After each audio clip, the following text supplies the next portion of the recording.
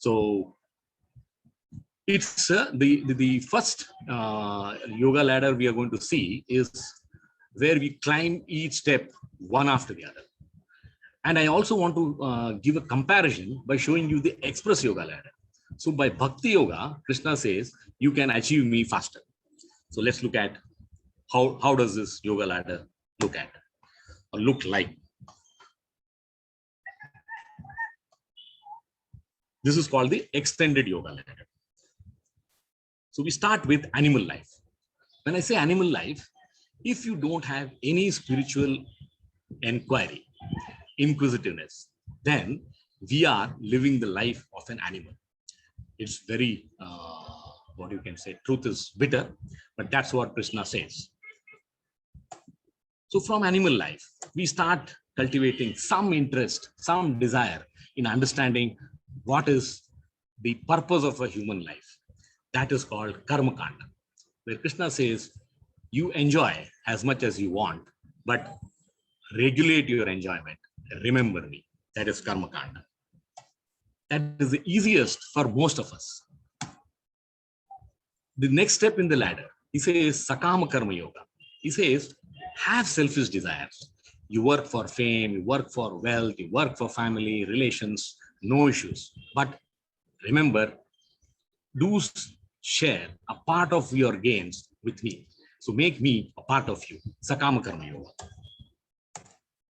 Next is Niskama Karma Yoga. This is the path that Krishna advises Arjuna to adopt. He says, continue to live in this world, continue to work in this world, but don't have selfish desires.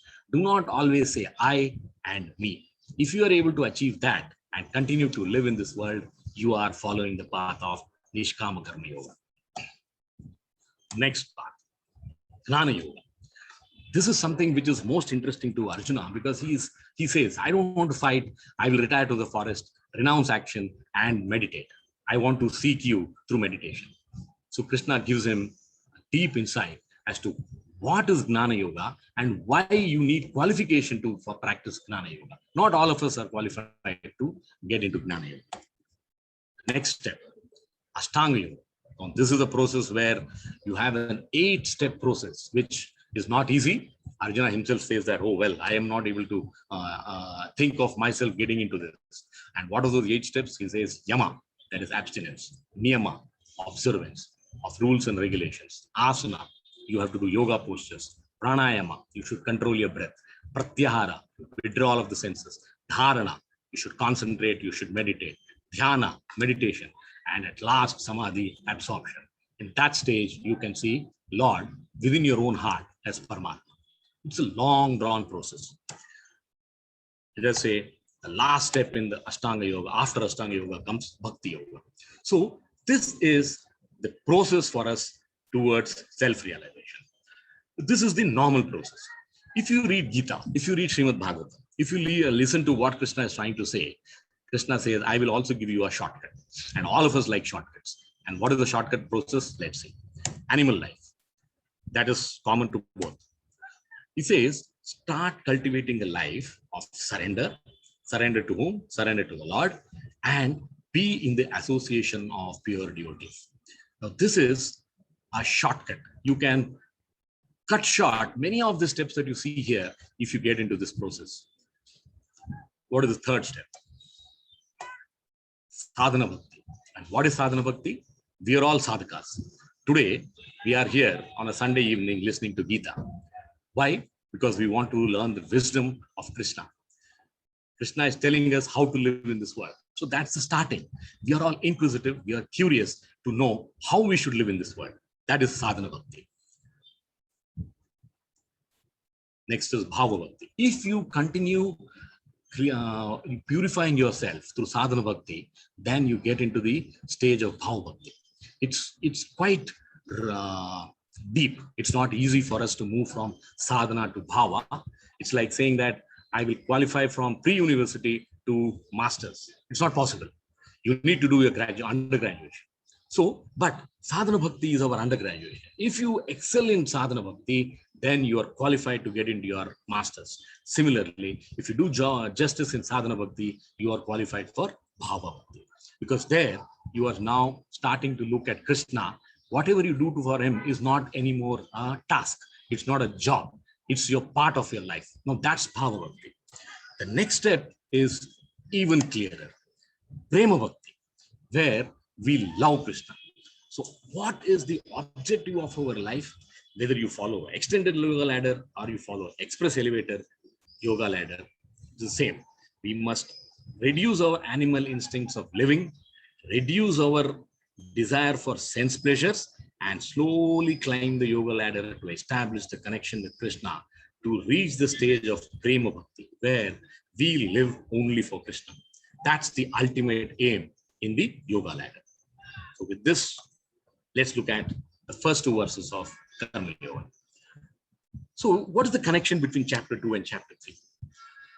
In 2.49, Krishna says, Durena hi avaram karma. Krishna tells Arjuna, keep all abominable activities far distant by Buddhi Yoga. So what does he say? He says, Durena hi avaram karma, Buddhi Yoga dhananjaya, Buddhau sharanam anvicha, krupana phala hetavaha. O Dhananjaya, keep all abominable activities distant, far distant by devotional service. And in that consciousness, surrender unto me. Those who want to enjoy the fruits of their labors are misers. Krupana phala hetavaha. So now the confusion that Arjuna gets after listening to this verse is, what is avaram karma? For him, avaram karma means abominable activity. And what is abominable activity? Fighting. But there is a difference between what Krishna is defining as avaram karma and what Arjuna is understanding as avaram karma. So for Krishna, avaram karma is something where you are not doing your prescribed duty. He says, you must discharge your prescribed duty irrespective of what it is. If you are a Kshatriya, you are on the battlefield, you are facing your relatives, you have to fight and win the war. If you say, I will not fight, then that is avaram karma. But Arjuna, the confusion is, oh, fighting is avaram karma. That is abominable. That is the reason for his doubt. Next, Arjuna says, and Krishna is saying, you use buddhi yoga. Now, what is buddhi yoga? He says, apply your intelligence. So Arjuna is saying, I am intelligent enough, I will avoid all abominable activities and thus not fight. This is the conclusion that Arjuna is coming to. But then Krishna says in 2.38, equanimity in duality. No, I will not allow you to renounce or leave the battlefield. He says, you must be on the battlefield, you must fight. But what is your consciousness when you fight? What is your mentality when you fight? You should say, Sukha dhukke same krutva, labha labhau jaya jaya, tato yuddhaya yujyasva, naivam papam avapshasi. You must fight for the sake of fighting without considering happiness or distress, loss or gain, victory or defeat. And by doing so, you shall never incur sin. So Krishna's message to Arjuna is very clear, even though Arjuna is confused.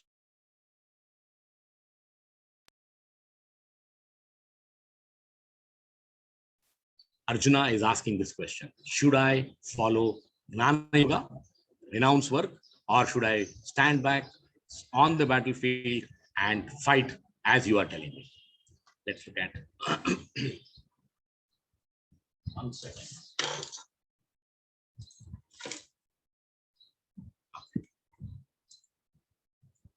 3.1 Arjuna Uvacha Jayasi Chet Karmanaste Mata Buddhir Janardana Tatkim Karmani Ghore Mam Niyojayasi Keshava.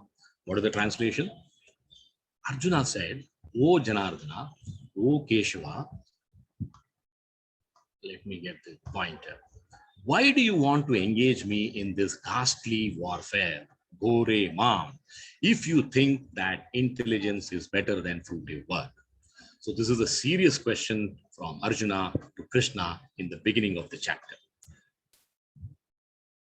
What is the meaning of Jayasi Chet? He says, if karma or buddhi is better than karma, then why are you saying Tat Kim Karmani Gore Mam? Why are you asking me to fight? By fighting, I am engaging myself in a abominable activity. And he says, Mata Buddhir Janardana. You are the Lord, we must listen to you. We have no option. It is not possible for us to not listen to you, but I am actually confused. And he gives him two words, Janardana, Keshava. Janardana is Jana, we are all your subjects. You are our Lord. And Ardhana is pain. By your guidance, we are feeling the pain. How do you want me to engage in a fight and kill my own relatives? So this is why he calls Krishna as Janardana. Then he says Keshava. Keshava is an even more deeper philosophical address of Krishna. Keshava means it stands for Brahma, Vishnu, Maheshwara. How? Ka in K is Brahma. Isha is Ishvara. Va is Vayase, that is you control, that is Vishnu. So he says, you are the supreme and you are giving me an advice which I am not comfortable with. This is the first part of the question. Let's go to the next one. Vyamishrineva vakyena buddhi mohaya sivame tad ekam vada nischitya yena shreno aham apnuyam. My intelligence is bewildered by your equivocal instructions. Therefore, please tell me decisively, tad ekam vada, decisively, which will be most beneficial for me. Now, why is Arjuna getting into this doubt? Is because Krishna is praising Jnana Yoga, he's praising Karma Yoga, and Krishna has the definition of both very clear in his mind, but Arjuna is not able to reach the same level of understanding. And he says, what is Vemishrineva Vakyena? Mishra means mixed. Vemishrena means deeply mixed. Vakyena means equivocal instructions. So he says, you are giving me deeply mixed instructions by praising Jnana Yoga and Karma Yoga together. You give me one instruction, give me an equivocal word. I should fight or I should not fight. Buddhim mohaya sivame. So that my buddhi, which is now deluded, I can come out of it. Mohaya siva indicates the intention. Your intention is not to put me in moha, not to put me in bewilderment, but I am in bewilderment. So it is my confusion. So please clarify me. How do you clarify? Tad ekam vada nischitya. Tell me what I should do. By doing this, I should be able to yena shreyo aham apnayam. That is, I will attain auspiciousness. I will be remembered that yes, Arjuna followed the instructions of Krishna and achieved success. I want to reach that stage. Let's look at. So, what is the link here? Question is, should I work or renounce work? So fighting is work and not fighting is renouncing work. So now Krishna is going to describe the first part of this chapter. Starts from verse 3 and it continues up to verse 9. Niskama Karma Yoga. He says, you must fight, you must work, but with knowledge of Atma Jnana and detachment. Don't come to me saying that they are my relatives. How do I kill them? You should, and he also points out to the defects in Arjuna's desire. He says, do you know what it takes to renounce? Why am I asking you to fight? Because that is your karma as a Kshatriya. And Arjuna is not able to understand that. So the next verse gives him more clarity. Krishna says, Shri Bhagavan Vacha, Loke Asmin Dvivida Nishta, Pura Prokta Mayanaga, Jnana Yogena Sankhyanam, Karma Yogena Yoginam. There are two types of people, Krishna is telling Arjuna now. Jnana Yogis, who renounce work, and Karma Yogis, who do prescribe work. So, the first part of the answer to Arjuna's question is, please understand that Jnana Yogi is at a higher level. It needs a higher level of qualification than Karma Yogi. We don't talk about Karma Yoga and Jnana Yoga in the same breath. In this world, Loke Asmin Dvivida Nishta, there are two types of people. Jnana Yogis who renounce work, but They renounce work with full knowledge and detachment. Now, that is the qualification required to practice Jnana Yoga. So these are the first category of people. The second category of people, that is Jnana Yogena Sankhyanam. Second category of people is Buddhi Yoga or Karma Yoga. Karma Yogena Yoginam.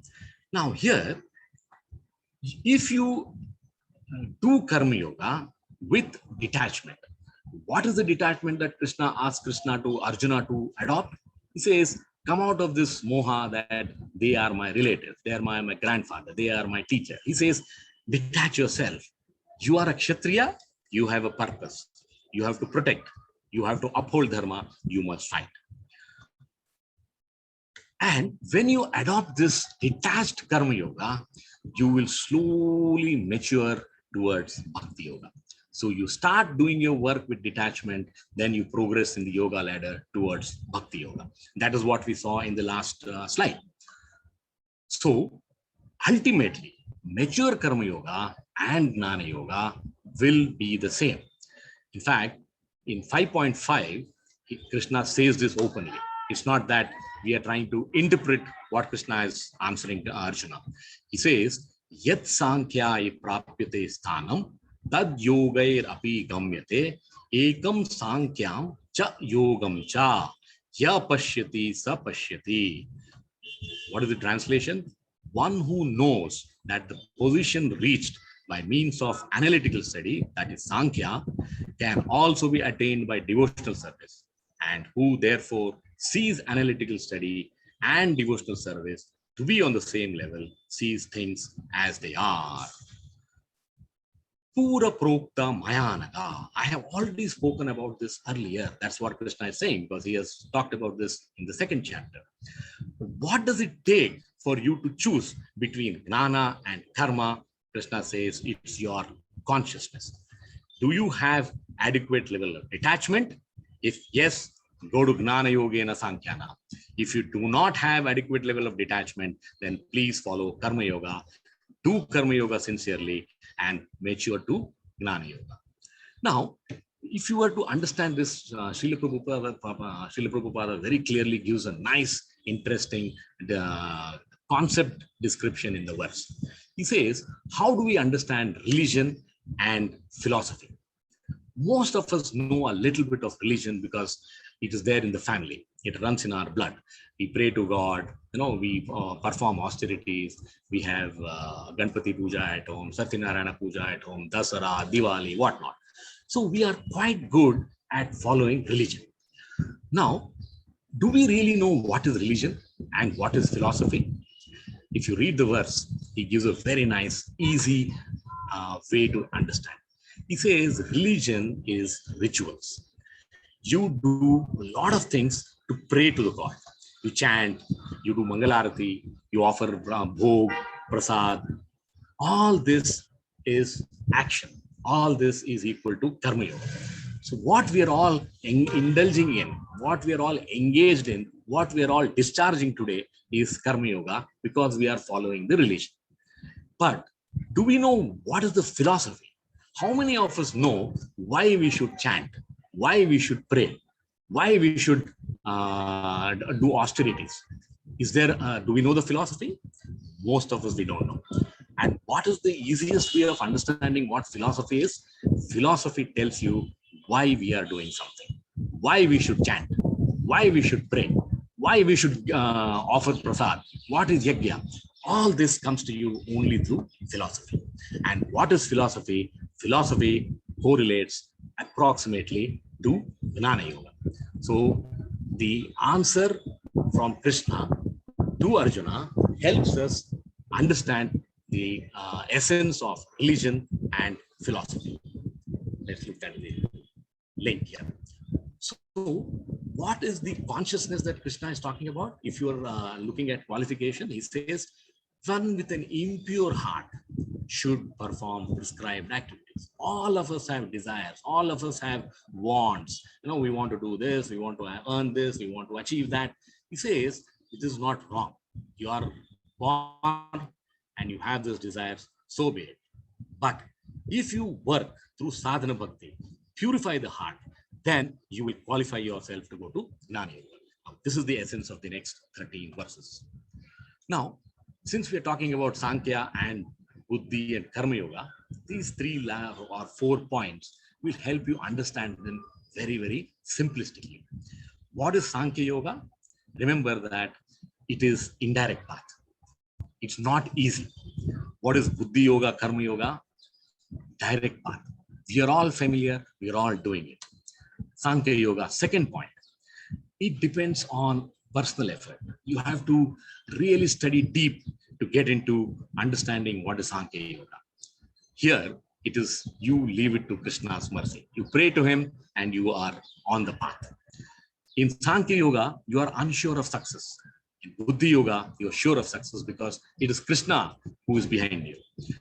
And the purification is a gradual process in Sankhya Yoga, and it happens by prescribed duty. Whereas in Buddhi Yoga, in Karma Yoga, in Bhakti Yoga, ends and means are the same.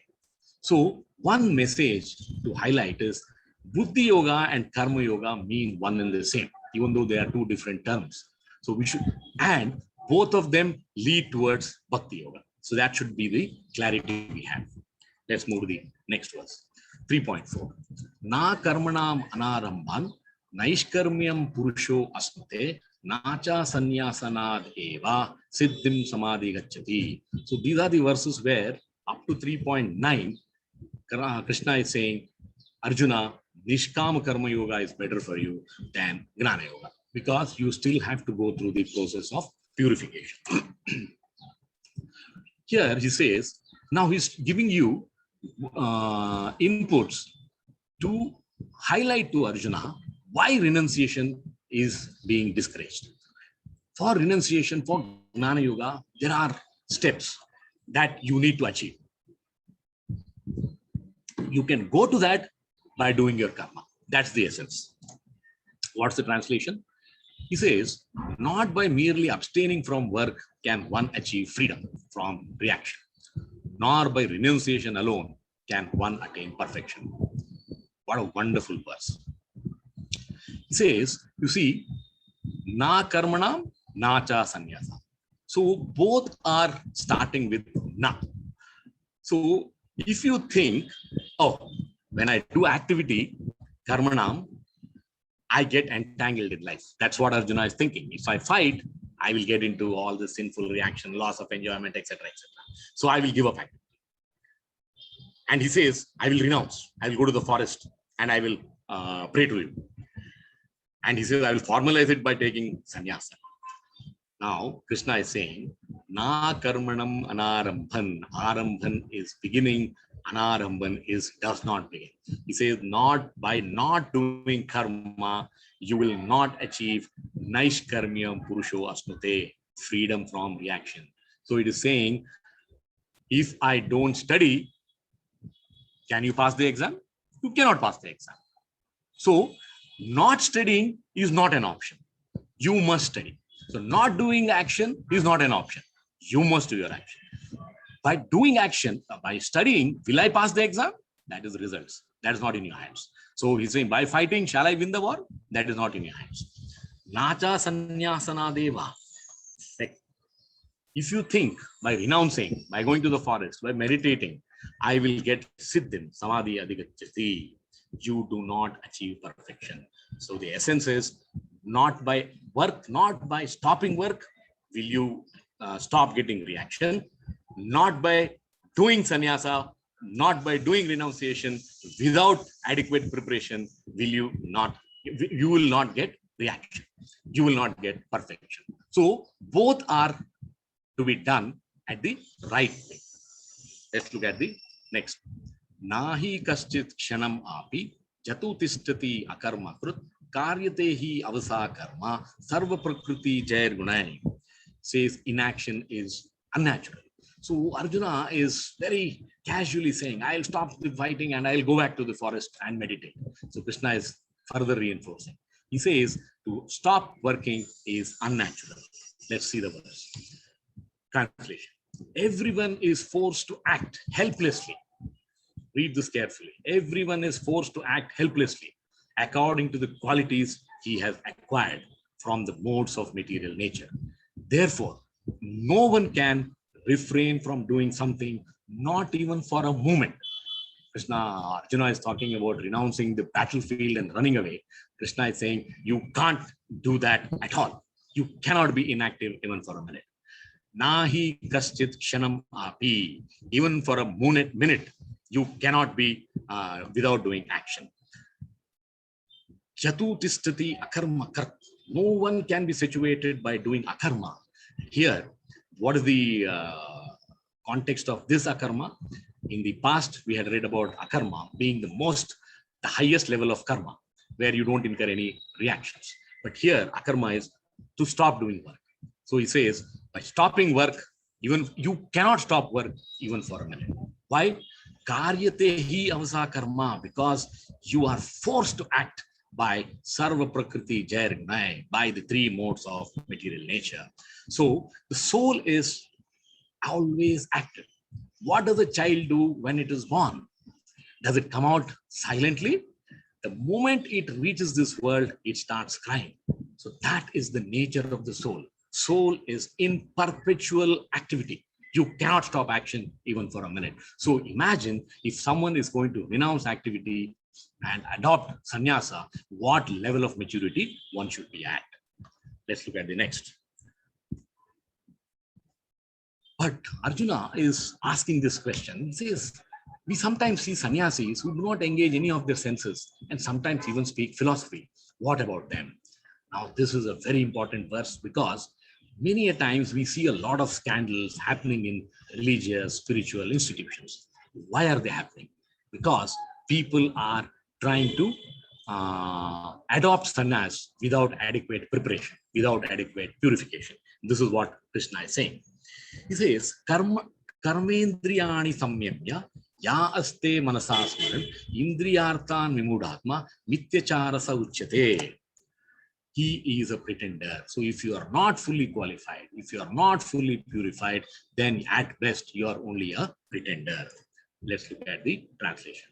One who restrains the senses of action, but whose mind dwells on sense objects certainly deludes himself and is called a pretender. So what is the example to understand this verse is I am following austerity. I am doing a upvas. And in my mind, I keep remembering Rasgulla. So am I really qualified to do austerity? No, because my mind doesn't seem to move away from Rasgulla. I will be able to do austerity perfectly the day my mind doesn't remember any food items the whole day. That is the qualification required to be at the level of renunciation. So he says, karmendriyani samyamya. What is samyamya? Some people control. Samyamya is control. Karmendriyanis are the 5 karmendriyas that we have: speech, hands, legs, belly, genitals. These are the working senses. He says, yes, all these working senses you try to control. However, yaste manasasparan, but you're consciously cultivating the memories. So your mind is not free of these sense objects. Indriyarthan means sense objects. Then you are remembering them and you are also hoping that I will enjoy them in future. He says this is not purification. You are only making a show of being a controlled person, a yogi. You are a vimudhatma. Mityachara sa uchyate. Now, achara is behavior. Mithya is false. So, mityachara sa uchyate means one is pretending to be a sannyasi when he is not purified. Such a person is a pretender. So, premature renunciation without qualification, purification of the heart is of little use. So he says, please be aware of it. Don't take it so lightly. He continues. Yastva indriyani manasa niyam arabhate Arjuna. Niyam me arabhate Arjuna. Karmendriyai karma yogam asakta sa vishishyate. What is he saying here? I would appreciate a sincere, beautiful householder, like all of us are, than a mithyachara sannyasi. That's the linkage. Let's look at the translation. On the other hand, if a sincere person tries to control the active senses by the mind and begins karma yoga, in Krishna consciousness, without attachment, he is by far superior. What a profound statement. All of us can take pleasure. We can be happy that Krishna is appreciating us, encouraging us. He says, don't get into those things that you cannot do. Just do what you can do and do it well. Let's look at the verse by line by line. Yastva Indriyani. He says, I would appreciate a sincere, dutiful householder who is trying to Yastva Indriyani Manasa. I am trying to control my senses through following the principles of regulative principles. I don't want to eat meat. I don't want to get into gambling. I don't want to drink, etc., etc. What is this regulative principles helping me achieve? They are helping me achieve purification. I am able to control my senses. So it says, Yastra Indriyani Manasa, Niyami Arabhate Arjuna. Now, Arabhate is to begin. What do you begin? Karmendriyai Karma Yogam. Once you control your senses and then you practice Karma Yoga, then you have achieved Asakta. That is Karma Yoga by detachment. Vishishyate means better. So Asakta sa Vishishyate. Karma Yogam with detachment is far better than trying to make a show of renunciation. Why does Krishna very specifically says Karmendriya Samyamya? He is not using the Jnanendriya Samyama. He could have said that also. We have working senses, we have knowledge senses. But remember, these gross Karmendriyas are the ones which lead us to bondage. If you are able to control these working senses using your mind, we are on our path towards detachment. The bondage happens only through the Karmendriyas. So it is better to regulate the senses and practice detachment and continue doing your Karma Yoga. So what are we doing as devotees? Why do we follow these 4 principles of regulating our senses? Because we want to slowly get into that process of purification. Why do we do Ekadasi Upavas? Because at least twice a month, we are able to control our mind from eating. It's good for health.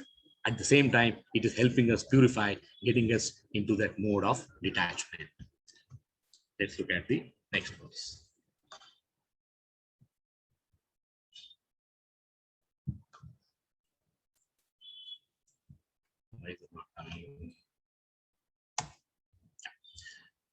Niyatam kuru karmatvam karma jayo hi akarmanaha sharira yatra pichate na prasiddhyet akarmanaha. So do your prescribed duty. Krishna is bringing Arjuna very firmly on the path, saying that do Niskama Karma Yoga. What is the translation? Perform your prescribed duty, Niyatam Karma. For doing so is better than not working. One cannot even maintain one's physical body without work. So a very profound statement. All it takes to achieve Krishna is to continue to do our work in the spirit of detachment. Niyatam is prescribed. Niyatam kuru karma tvam. Do your prescribed duty. Karma jayo hi akarmanaha. Doing karma is superior than not doing karma. Doing action is better than doing no action. Karma jayo hi akarmanaha. Again, akarmana means no action. Sharira yatra pichate. Now he says the soul is on a yatra of the sharira. Remember, soul being in the body is on a yatra. Sharira yatra pichate. One will not be able to do that. One will not be able to survive if you do not do your prescribed duty. So doing our duty is required for purification and for keeping our body active. So this is the essence of na prasiddhyet akarmanaha. Do not do premature renunciation. Do your prescribed duty. So you see how Krishna is step by step giving this message, reinforcing the message. He says inaction is unnatural. It won't lead to purification or advancement. Now he says If you prematurely renounce, then you are a mithyachara. Don't try premature renunciation. Now he's saying karmendriyani samyamya. That is in 3.6. You will not be able to maintain your body if you do not do your action. So what is our material duty? We must discharge our swadharma, and we can continue to live in this world, work with our goals, but keeping Krishna in the center. So this is the 3 reasons that Krishna is giving. I summarize it again. Unnatural. If you stop doing work, it won't lead to purification. Only action purifies. If you study, you can write the exam. By not studying, you cannot write the exam. That's the meaning of this. Disrupt the social order. If you are not qualified, if you are not purified, and if you make an announcement that I am a sannyasi, you are a hypocrite. Mithyachara sauchyate. Next, one will not be able to maintain one's body. Sharira yatra vichate. Let's look at the next verse. Now, the link here to this verse is, if you perform actions, Arjuna's pointed question is, will I become born? Can I, why I'm not wanting to work? I'm afraid of bondage. So Krishna now gives an answer to this question. He says, please understand, do work, but with the right consciousness. Yagnarthat karmano anyatra loko ayam karma bandhanaha tad artham karma kaunteya mukta sangha samachara. Work for Vishnu and avoid bondage. Make every ritual into spiritual activity. That's the trick. That's the mantra. Work done as a sacrifice for Vishnu has to be performed. Otherwise, work causes bondage in this material world. Therefore, O son of Kunti, perform your prescribed duties for his satisfaction. And in that way, you will always remain free from bondage. So this is the first verse in Gita where we are coming to be, where we are listening to the word yajna.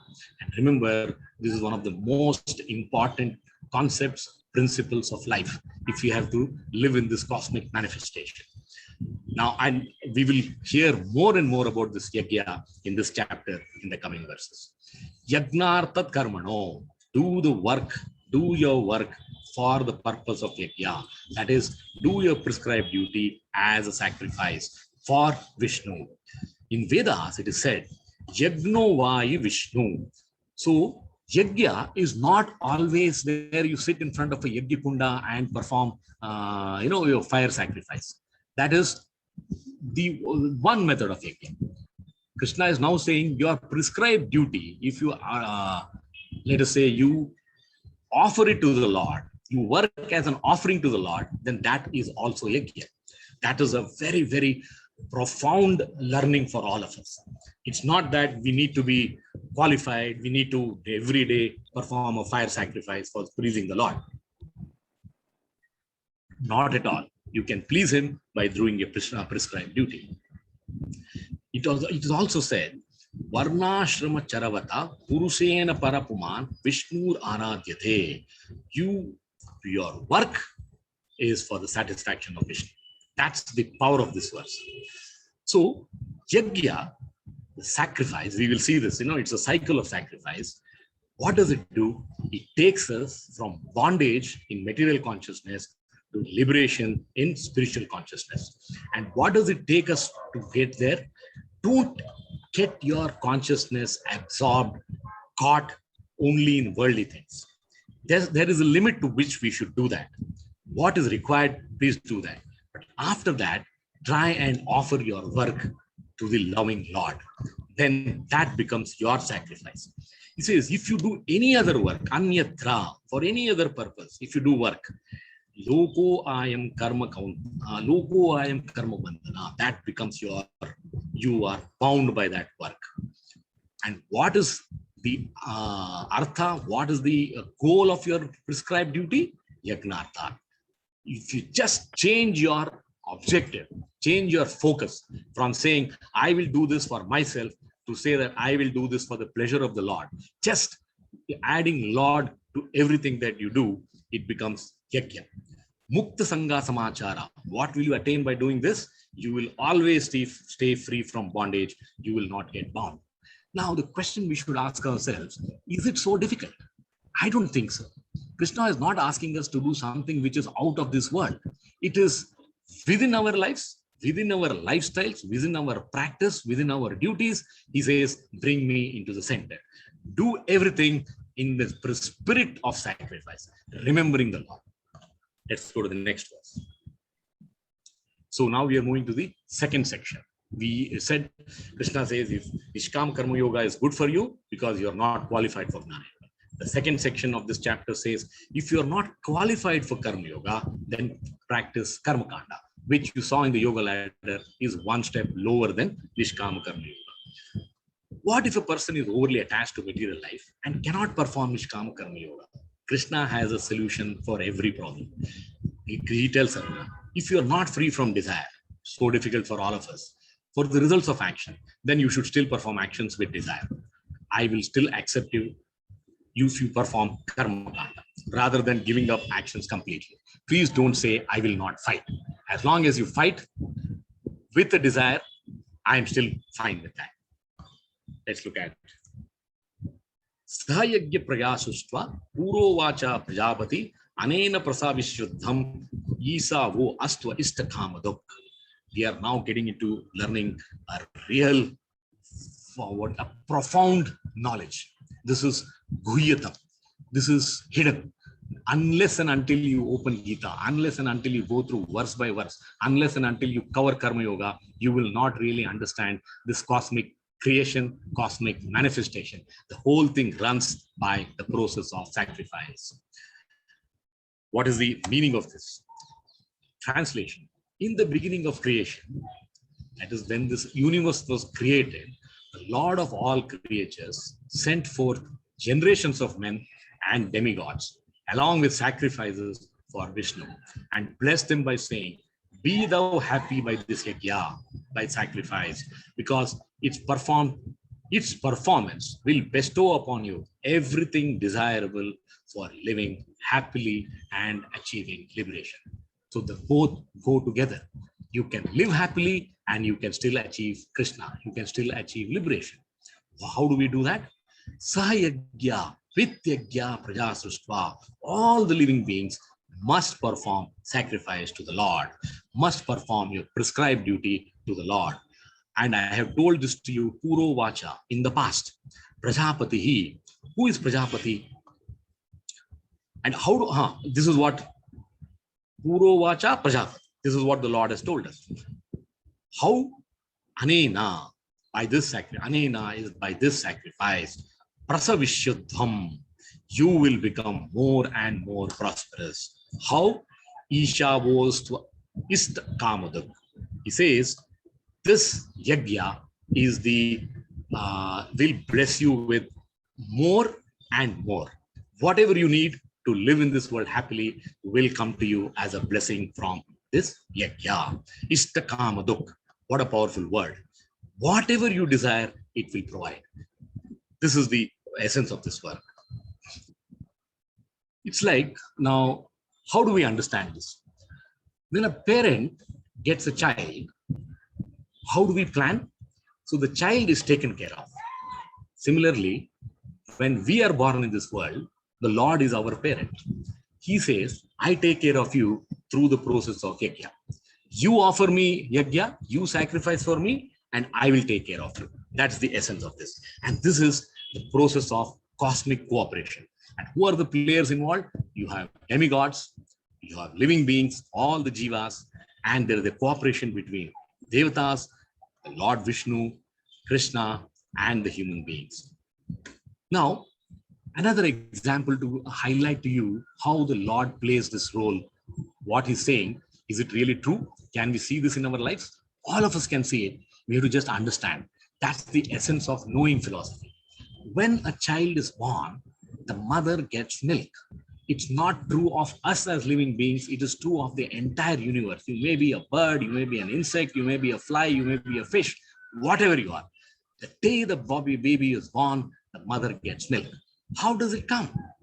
That is the essence, that is the power of Krishna's creation. He says, I ensure that because you have prayed to me. Who is Prajapati? Prajapati is Lord Vishnu. In some acharyas even call Brahma, who is part of Vishnu, as Prajapati. So he is the Lord and he creates everything for us, provided we follow the process of sacrifice, sahayagya. Let's look at the next verse. Devan bhavayata anena te deva bhavayantu va parasparam bhavayantaha shreya param avapshyata. So here, what is Krishna saying? It is a system of cooperation between men and demigods. So we should understand, what is the power of yajna, why we should pray, why should we perform our duty as an offering to the Lord, because that is the process of cooperation that Krishna has defined. Let's look at the translation. The demigods, being pleased by sacrifices, will also please you, and thus by cooperation between men and demigods, prosperity will reign for all.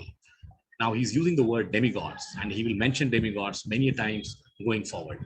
Who are these demigods? Demigods are officers on special duty, devas and devis appointed. There are 33 crore Devi Devatas in this world to look after us. They are the devas that Krishna is referring to. They are the demigods that Krishna is referring to. Devan bhavayata anena.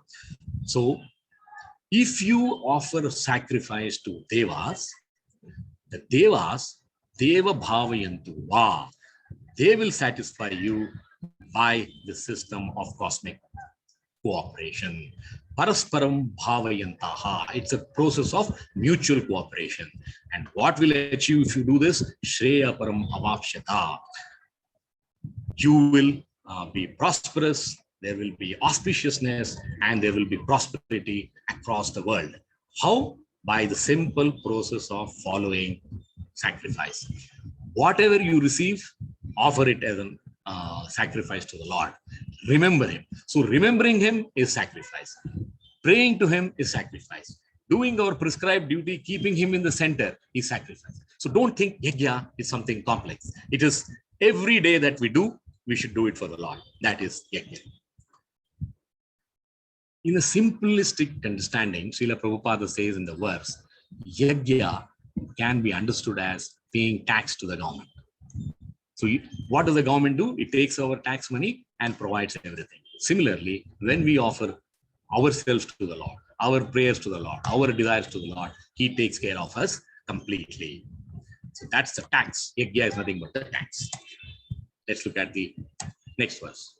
Istan bhogan hi vo deva dasyante yagna bhavita tairdattan apradhayabhyo yo bhunkistena evasa. Yagna, to show respect to demigods. Translation. In charge of various necessities of life, the demigods, being satisfied by the performance of yajna, will supply all necessities to you. But he who enjoys such gifts without offering them to the Lord, to the demigods, in return, certainly are thieves. So, what is the essence of this verse?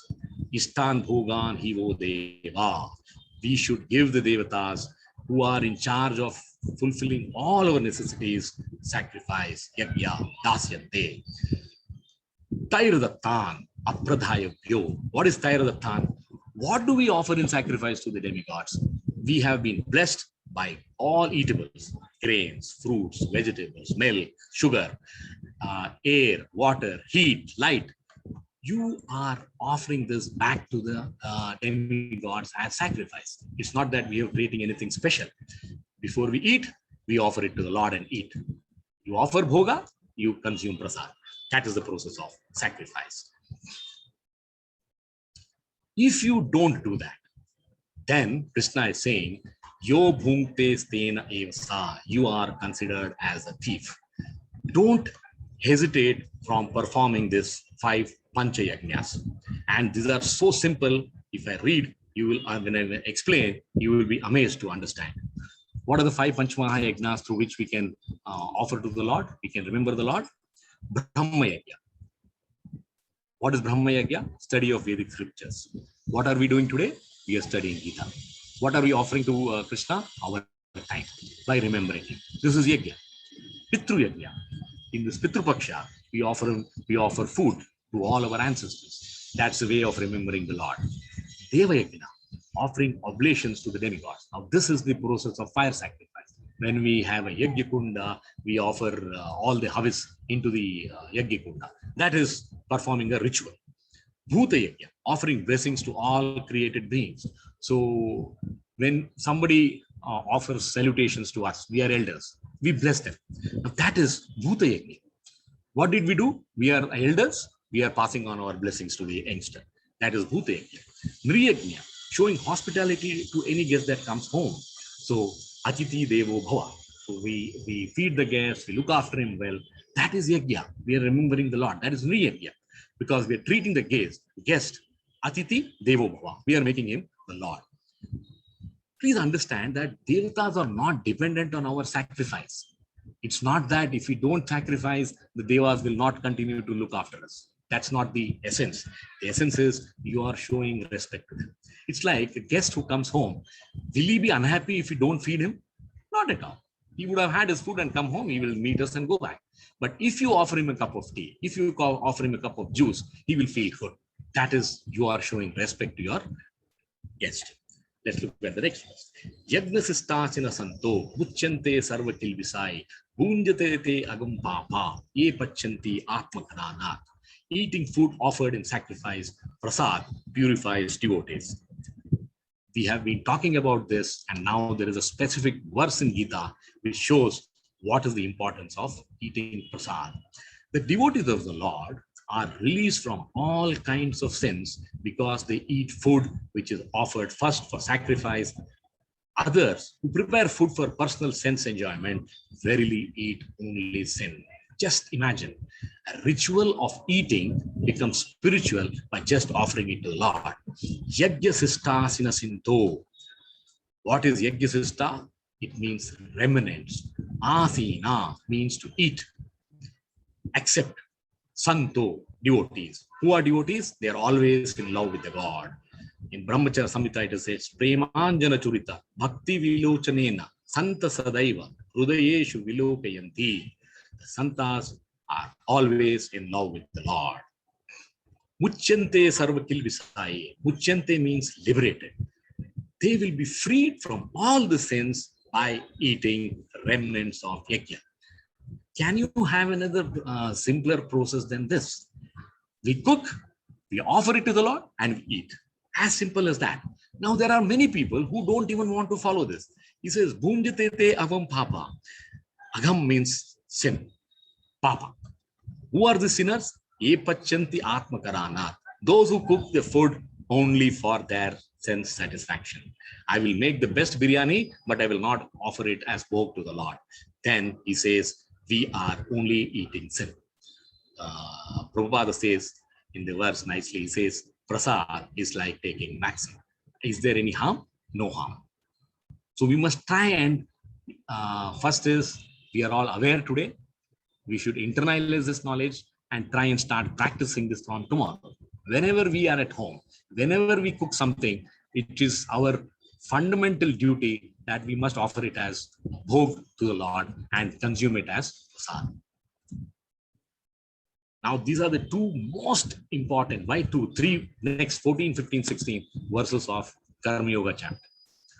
And it really gives you an understanding of how this cosmic creation works. Nothing happens by chance, everything is designed. Annad bhavanti bhutani, parjanyad anna sambhavaha, yajnad bhavati parjanyo, yajna karma samudbhavaha. This is the cycle of sacrifices. We'll take these two verses together. Okay, let's read the translation and then go to this. All living bodies subsist on food grains, annad bhavanti, which are produced from the rains. Understand the sequence, huh? Very interesting. Rains are produced by performance of yajna. So this is the importance of yajna. And yajna is born of prescribed duties. Krishna continues further. Karma Brahmodbhavan Vidhi, Brahmakshara Samudbhavam, Tasmat Sarvagatam Brahma, Nityam Yajne Pratishthitham. Cycle of sacrifice. What does he say here? We saw here, Yajna is born of prescribed duties. Now he continues further. The regulated activities prescribed, where are they prescribed? In the Vedas. So if you follow duties which are prescribed in the Vedas, they become regulated activities. And the Vedas are directly manifested from the Supreme Personality of Godhead.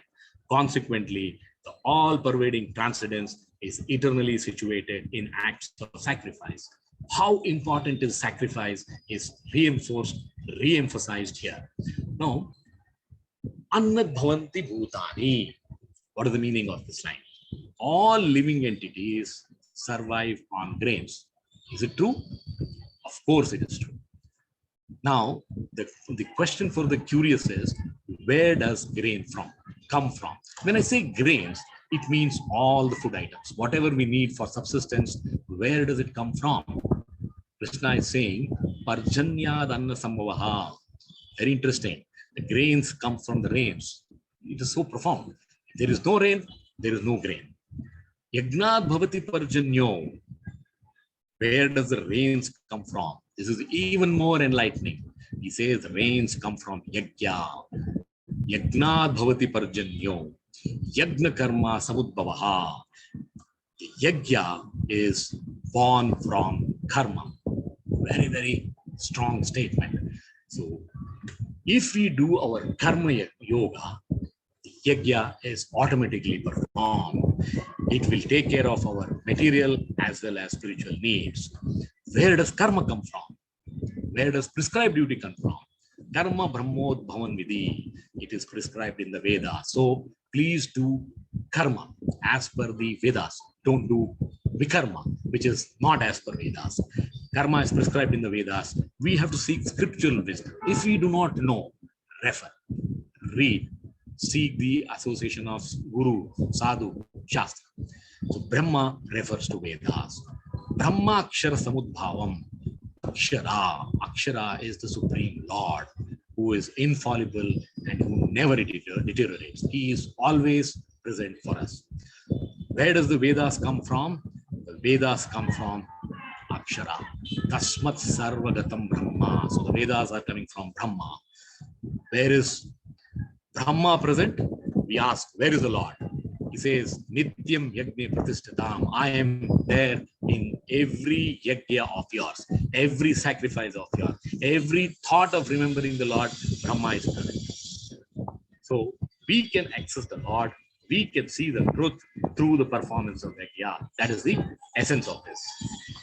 Now, whatever we read, I have, this is a nice cycle which makes this concept come alive. All of us can remember it easily. Cycle of sacrifice. So what did we say? Annad Bhavanti Bhutani. So the first entity described is living entities. Bhutani is living entities.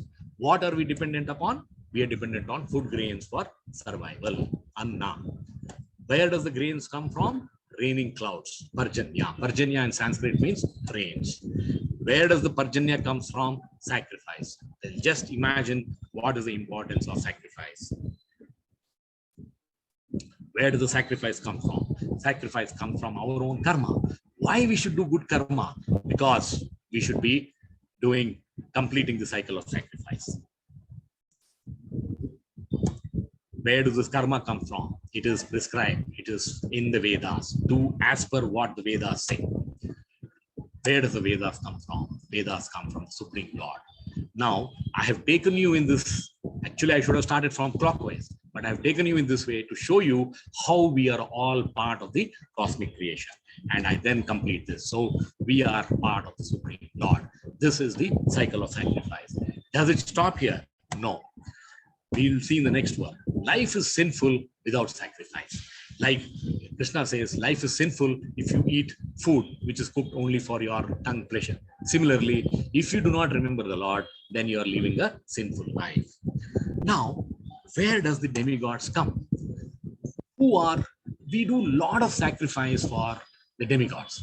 In fact, very few people know this connection.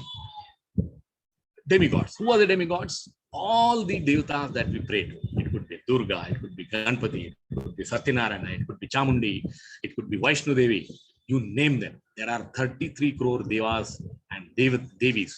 They are all part of the Lord. They are not something different. So if you offer sacrifice to them, it will go to the Lord. You have option. Either you go through the demigods or you go to the Supreme Lord. In the coming chapters, you will also see what does Krishna say if you worship the demigods, if you worship him directly. So there is a gradation there as well. Let's go to next verse.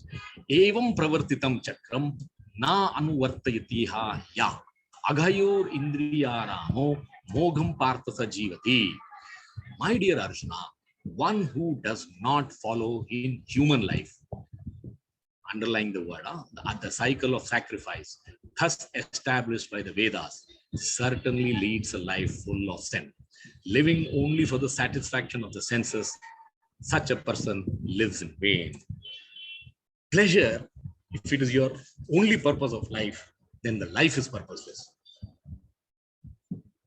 Very strong statement from Krishna.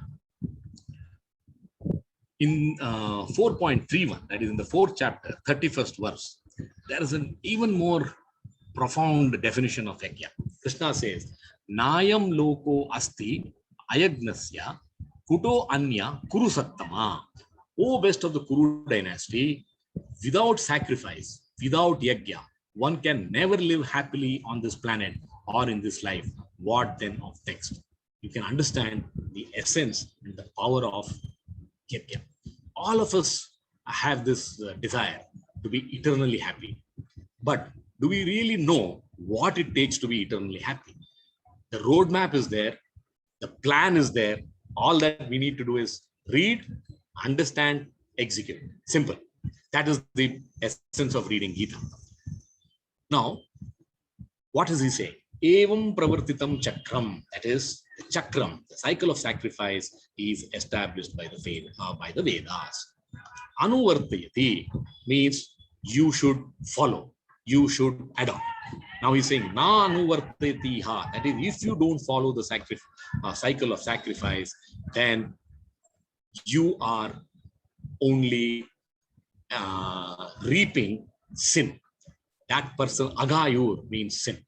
Because he is only interested in pleasure, he seeks pleasure, he is leading a life of mogam partha sajivati. What is mogam partha? Moga is waste. So you are leading a life full of sin, full of waste. You're living a life in vain. Can the message be more clearer than this for all of us? Follow the cycle of sacrifice, be happy, get liberation. Don't follow the cycle of sacrifice, you are unhappy and you are leading a life of sin. How many of us would like to lead a happy life? How many of us would like to lead a sinful life? This is what we should decide. The very point that we are all here together today evening, listening to the discourse of Krishna, very clearly says that we have decided to choose the path of self-realization. We want to remember Krishna. We want to move towards Krishna.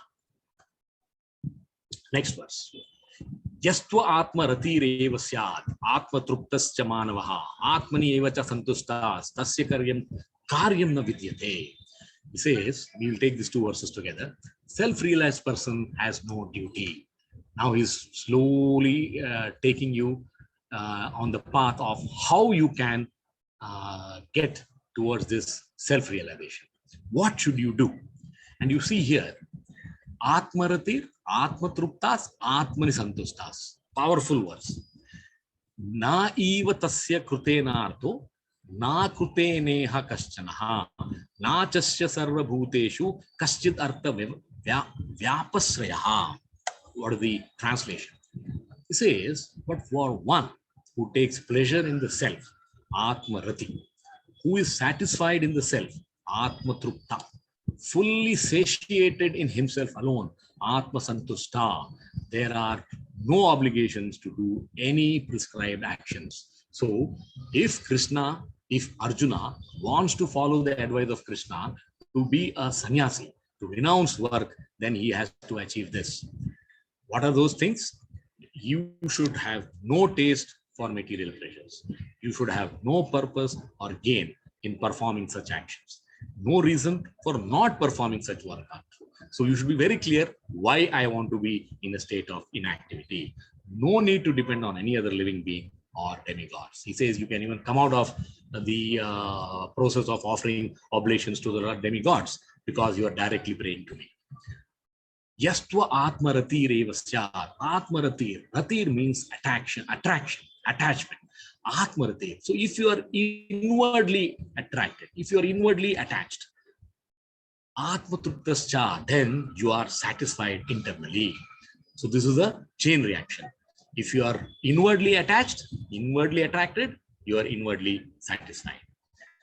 Atmatruptascha manavaha. He is satisfied internally. Atmani eva santusta, one who delights within. Everything is internal. He is not depending on external needs, desires, wants at all. Tasya karyam na vidayate. Such a person has no duty. So if you want to renounce, if you want to be in that level, you should achieve this. So this is a man who is transcended the scope of doing prescribed duty. Just imagine what it takes to reach that level. It's not for everyone. Atma comes 3 times. Atma ratir, Atma trupta, Atmani santusta. So the process is, if you are turned inwards, Atma ratir. If you are satisfied inwards, Atma truptas. If you are illuminated inwards, Atmani santustas, then you are freed from external obligation. For such a person, there is no duty. If you have to be at the age of stage of sannyasi, this is what you should do, achieve. This verse. Na eva tasya krute narto. Kruten means to do, discharge of duty. Why do we all work? For the purpose of artha, for some material gain. So he says, na eva tasya krute narto. The person who has no purpose, a person who has no purpose to do any duty, because he does not have any desire. Na eva tasya krute narto, na krute naha kaschanha. He is also not having any reason not to do duty. As the person is transcendental, he has no needs. Then for such a person, doing duty or not doing duty is one and the same. Nachasya sarva bhuteshu. Such a person does not depend on anybody. Kaschid artha vyapasrayaha. So such a person has no need to depend on anybody. So Krishna is talking about a renunciate, highest level of varnashrama, and a person following Jnana Yoga. It's not for us. So you should be self-realized if you have to stop working, stop doing your prescribed duties. That is the essence of these 2 verses. Now, Krishna, the link here, when we go to the next few verses is, Arjuna is saying, if you have spiritual intelligence, you don't perform prescribed actions with desires, but you do them without attachment to the results, then you are setting a right example for others. Now, you just see this verse.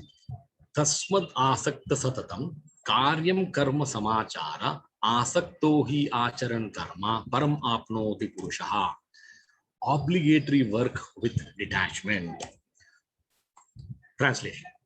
Therefore, tasmad means therefore. It's a conclusive statement.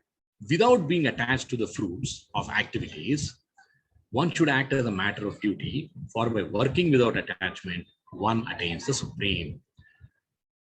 So, tasmat asakta means without attachment. You are unattached. Tasmat asakta satatam. So you should constantly work without attachment. Be detached to either doing duty or not doing duty. Karyam karma samachara. Do your karma, do your prescribed duty in a detached mode. What will happen? Asakto hi acharan karma. So you are continuously working, continuously discharging your work with detachment. That means you will achieve param apnoti purushaha. You will attain the Supreme Lord. So doing your duty with detachment you will achieve param apnoti purushaha. Now here Arjuna asks, can you give me some examples of persons who have attained God consciousness by karma yoga? Now Krishna says, fine, I'll give you examples. The next few verses, he gives examples of others, and in the next verse, he gives example of himself, how he is living in this world. Karmaniva hi samsiddhim astita janakadaya loka sangraham evapi sampasyan kartum arhasi. He says, I will give you an example of King Janaka. Kings such as Janaka attained perfection solely by performance of prescribed duties. Therefore, just for the sake of educating the people in general, you should perform your work. What a illuminating statement, sloka. So, the king, is he having any less work than one of us or most of us? I don't think so. King Janaka ran this kingdom and he was one of the great emperors of all times. So he had work from morning till evening. He never said, oh no, I am a pure devotee. I want to pray to Krishna. So what I will do, I will renounce this kingdom, renounce this position of being a king and run to the forest and meditate. Did he do that? No. Karmaniva hi samsiddhim. He continued to work in the kingdom, but he did all the work with a sense of detachment, saying that I am doing it for Krishna. Loka sangraham evapi. He did this as an example, because if what King Janaka does, that's what the whole the citizens of the kingdom follow. So he wanted to set that as an example, and he continued to work ceaselessly. Sampasyam kartum arhasi. Systematically, throughout his life, he ruled his kingdom with determination and ensured the dharma was upheld. So he is a royal sage. He is foremost among the Jnanis. He knows the entire Vedas, Gita. He has all the knowledge. But what he did do? He performed, or he continued to perform Karma Yoga. So that is the essence. We should not jump the yoga ladder. We should not think that now I would like to be a Jnana Yogi because I don't have to do any work. No, you do your work, but do it as an offering to the Lord. You still can set an example. And there are many people who have followed this path. That is the essence of this verse. 3.21. He elaborates this. Yadyad acharati shreshtas tattad evetaro janaha sayat pramanam kurute lokastad anuvartate. Common men follow great people. Why we should work even though we are qualified for to be a Jnana Yogi? This is the essence of these verses. Practice Karma Yoga to set example for others. A self-realized soul need not work, yet he works. Whatever action a great man performs, this is the translation, common men follow. And whatever standards he sets by exemplary acts, all the world pursues. This is so true, isn't it? Yad yad acharati shreshta. Acharati means to behave, act. Whatever a leader does, we are influenced, because a leader has that capability to influence, because they are shreshtas. It's like Prime Minister Modi. If he does something good, it becomes an example for all others to follow. Tatta devitaro janaha. Other people act accordingly. Sayat pramanam kurute. Pramanam is standard. That becomes the standard for all of us to follow. Lokastad anuvartate. Lokastad anuvartate. So general people, anuvartate means follow, will follow that. So a society is defined by its leadership. If you are a king like Parikshit Maharaj, like Janaka Maharaj, we will remember for times to come. Why? They set as an example as to how you should rule your kingdom by upholding dharma at any cost. So we should uphold our prescribed duty as per the regulations prescribed in Vedas and offer it as a sacrifice to the Lord. So we are going to set an example to others. Last 3 verses. Here, Krishna is now giving himself as an example, because Arjuna said, can you tell me a person who is qualified, who is a jnani, but who leads his life by doing his karma yoga, by doing his prescribed duty? Name partha asti kartavyam trishu lokeshu kinchana nana avaptam avaptavyam varta eva cha karmani. Even Krishna engages in work. It is so true, isn't it? He lived for 125 years in this world. And did you find Krishna not doing any role? He was a son, he was a father, he was a husband, he was a king, he was a friend of Arjuna, and he was upholder of Dharma in all the roles. So as long as Krishna remained on this world, he set an example. This is the verse which describes that. Even Krishna engages in work. So Krishna could have said, I'm a Jnani, I don't have to work, but he didn't say that. The translation, O son of Pritha, there is no work prescribed for me within all the three planetary systems, nor am I in want of anything, nor I have a need for to obtain anything, but yet I am engaged in prescribed duties. What a wonderful example. He says, O Partha, na asti kartavyam, there is no na asti kartavyam, no prescribed duty for me.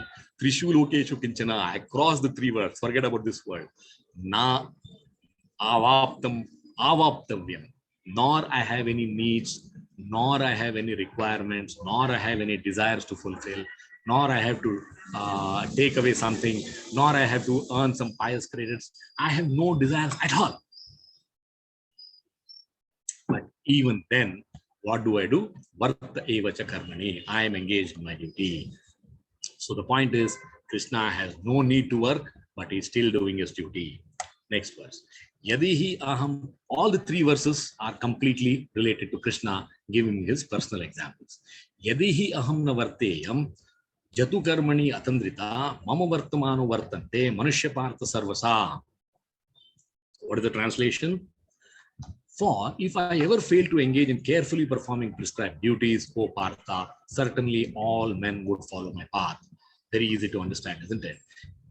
If I am not engaged in doing this work, this whole world will take me as an example and stop in discharging their duties. Now, I will give you a small story to highlight how Krishna set an example in following his prescribed duties. So Krishna, in one of the wars, defeats a Rakshasa, a demon called Narkasura. He's sometimes called Bhaumasura also. And this demon had 16,100 wives. And after Krishna killed the demon, the wives of the demon prayed to Krishna saying that, please deliver us, please marry us. Because if you do not consider our request, our lives are ruined. So Krishna, being ever merciful, he says, okay, I will marry each one of you. So the challenge is, one person can marry one wife. Okay, we have seen Pandavas where one person or five brothers marrying one wife. Here is a case where Krishna has to marry 16,100 wives. So Narada Muni, when he came to know about this, was perplexed. He said, I want to witness this Leela of Krishna. How is he able to manage it? How is Krishna able to be at so many places with so many queens and keep each one of them happy? So he comes to this world, he visits Dwarka, and he goes to Krishna and meets him in Rukmini's palace. Krishna is perfectly comfortable.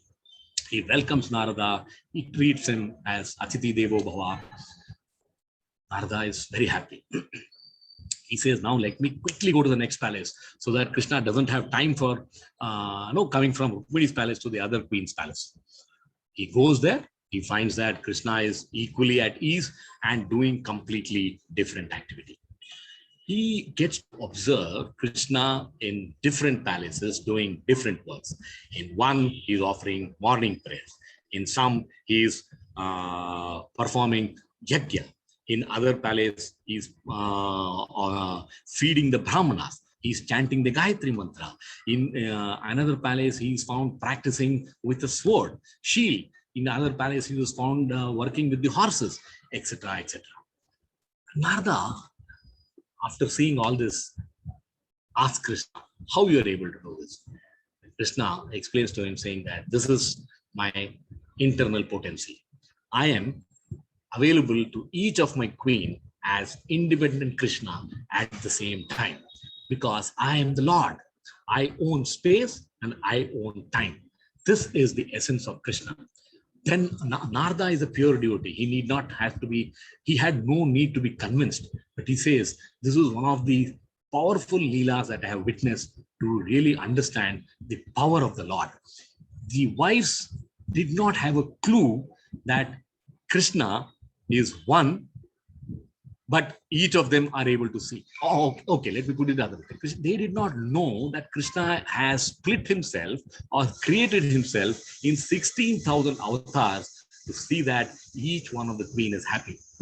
Why did Krishna do this? Because he wanted to set an example to the whole world. If I am marrying someone, I have to look after them carefully. Last verse of this section. Utsideyo rime loka na kuryam karma chedaham sankarsya chakartasyam upanyam ima praja. Krishna is now answering Arjuna's question on Varna Sankara. Arjuna was very worried. War happens, all the elders are killed, then there could be Varna Sankara, unwanted progeny. Krishna is also saying that if I did not perform my prescribed duties, all these worlds would be put to ruination. I would be the cause of creating unwanted population and would therefore destroy the peace of all living beings. So he took it to such an extent that he not only agreed with Arjuna, he also says, I also want to do my prescribed duty because I want to set an example. When I am the king, I must uphold dharma. If I, for a minute, relax, if I take a shortcut, then what happens?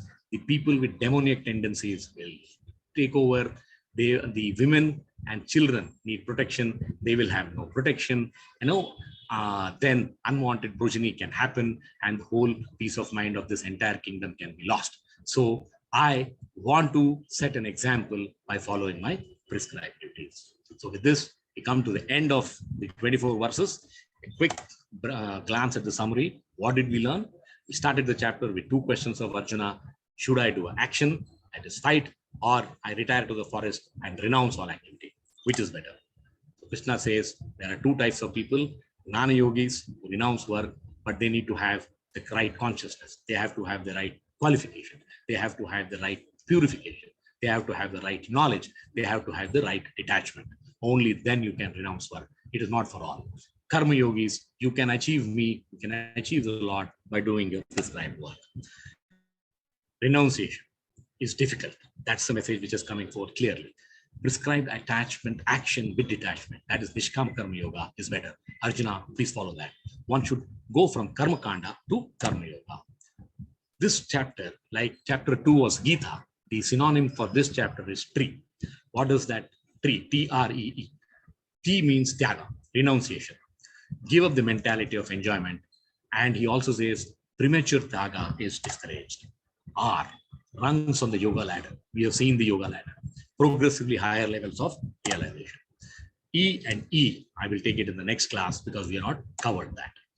What are the next essential learning? Yajna. That's a concept which we have understood, which we have been made aware of by Krishna. He says, offer every work that you do as a sacrifice to me, you will be free from karmic bondage. And yajna, sacrifice, is ishtakamado. It fulfills all your desires. Without following the cycle of sacrifice, one leads a life full of sin. A self-realized soul need not work, yet he works. Thank you very much. I know it's been a long session. Now the floor is open. Any questions you have, please ask.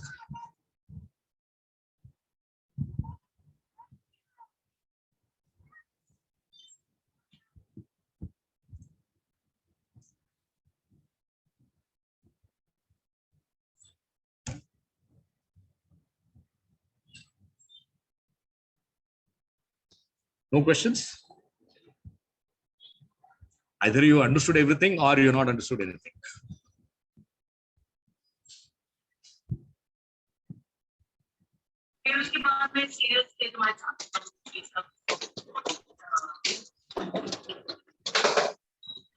Let me go around asking. Suresh, you have any question? Just hold on, just hold on. Yeah. You have a question? Basically, I don't have any question. No, I don't have a question. Okay. Only thing is that, okay, basically what you have explained is quite in detail about some Niskama Karma Yoga, Karma Kanda, certain differentiation you could understand between these yoga stages. That was quite helpful to understand those concepts. And basically, I think it states that you keep on doing your work. Okay, you do what you want to do, and yes, for that, Krishna is with you that to get success for that particular result of the work. Yes. Right? Yeah, this is what I could understand from Yes. this. Yeah. Yeah. Perfect. Perfect understanding. Yeah. Yeah. Okay. So the summary, the summation is convert every ritual to spiritual. Yes, ritual to spiritual. Right. Thank you, Suresh. Nice understanding. Yeah. Thanks. Thanks. Yeah. Hello. You have any question? No, great boss. I think Thank you, Suresh. Thank you for joining. Yeah. Yeah. Amazing session today, boss. We are not able to hear you, Alok. You are not able to hear me? Now we can hear you. I said, boss, it was an amazing session today. Really wonderful. Thank you, Alok. Any doubts that you have? Because it's not easy to understand this in one sitting. There are a lot of concepts. Oh, I think it's fine. Yeah. Thank you, Alok. Let me go around. Jaraman, you have any question?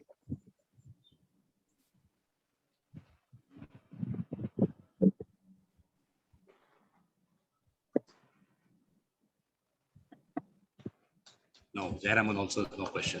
Let me ask Hariom. Hariom, you have any question? A small little thing. This offering, what you said in that whenever we eat something, you have rightly said that we should offer to God. Okay. Correct. But practically, generally, we talk about when we offer to God chappan bhog or something like that. We talk. But in our regular life, I would like your advice. In our regular life, generally, sometimes we only have dal rice or sometimes we have only chapati or sabji. So that offering out to God, generally we take onion or garlic also many times. So that type of offering will help God, or we should not offer such things? Very good question, Hariom. See, first is the bhav, the love that you have for the Lord. When you say, I want to offer. And these are details like I am offering chapati, rice, dal. Should it have onion? Should it not have onion? Now, once you get into the habit of offering bhog to the Lord, slowly you will start purifying yourself. Oh, well, I am offering onion to the Lord. Is it the right thing to do? That is step 2. But what is step 1? Step 1 is, don't worry. You eat a banana, offer it to the Lord and eat. If you eat rice and dal, you offer it to the Lord and eat. And how? If you have cooked it, as soon as the meal is ready, the first portion of it, however small, however big, choice is yours. Take it, place it in front of the Lord, do namaskar and say that, Lord, please accept this prasad from my side. I thank you for having given me the food today. That's all it takes.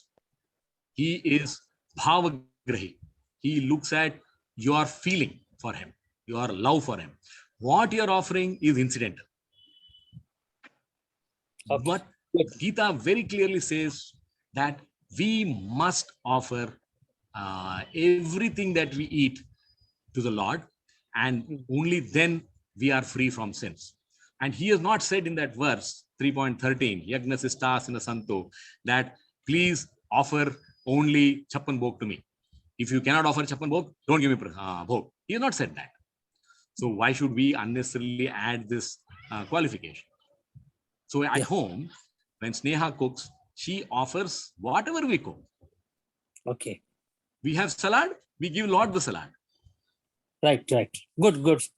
this definitely we will definitely try to practice it, which we Perfect. were not practicing. But from today's your session, this definitely we are enlightened, and definitely we will think on this, and we will start practicing all this part. And Fantastic. I'm secondly, so happy. this session was very nice session, particularly this karma yoga, which is means we just listen to this karma yoga, but then you have explained it in very simple way. Very thankful. Thank you for explaining us in a very simple way. What is karma yoga? So working and remaining in the grasta ashram, what we call, we can Yes, practice that. That is what we learned today from this. That every exactly. job what we are doing, that is also a part of our offering to God. Exactly. Thank you for explaining this. Thank you very much for joining the session, listening carefully, and then, taking home the correct understanding, and also giving us this assurance that from tomorrow, you will offer everything that you eat to the Lord first, and then eat that as prasad. That is the Right. greatest learning that Right. we can take home from this session. Right. Thank you very much. Thank you. Thanks. Neville, do you have any question? Sham, I'm all good. Thanks. It was a very insightful session. I enjoyed. And I think there's a lot of learnings one can take from it as well, as you mentioned. So it's Thank all you, about- Neville. Thank you for joining the session, spending time listening carefully. And anytime you have any doubt, please feel free to WhatsApp me No on problem. anything. Yeah, sure. Thanks. Let me ask. Thank you, Neville. Nandita, do you have any question?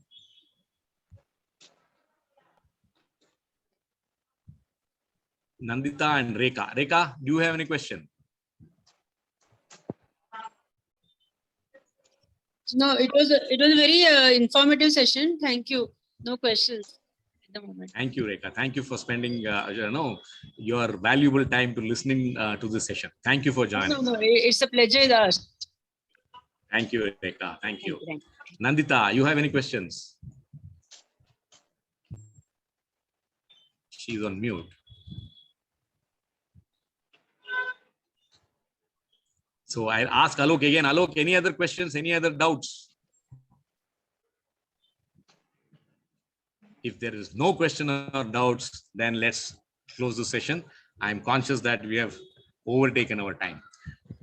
Thank you very much. All of you have a wonderful evening. Thank you. Yes. Thank you very much. Thank you. Thank you. Thank you.